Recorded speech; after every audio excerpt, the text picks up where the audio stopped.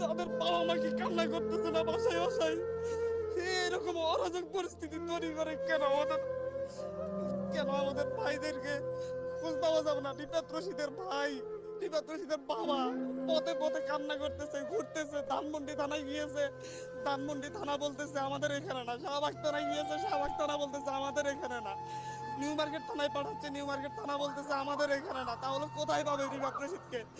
আমার একটা জুনিয়র ছোট ভাই, ওকে গুম করে দিতে হবে কেন আপনাদেরকে? রেসিডেন্সিয়ালের একটা 16-17 বছরের ছেলেকে গুলি করে মেরে ফেলা হয়েছে। পুলিশ বাহিনীর সাথে, র্যাবের সাথে, ডিজিএফআই এর সাথে লাঠি নিয়ে, অস্ত্র শস্ত্র নিয়ে সাদা পোশাকে ছাত্রলীগ যুবলীগ কেন হামলা করবে? বাংলাদেশের পুলিশ বাহিনী, বিজিবি এরা কি এতটা অপদার্থ হয়ে গিয়েছে যে আপনাদের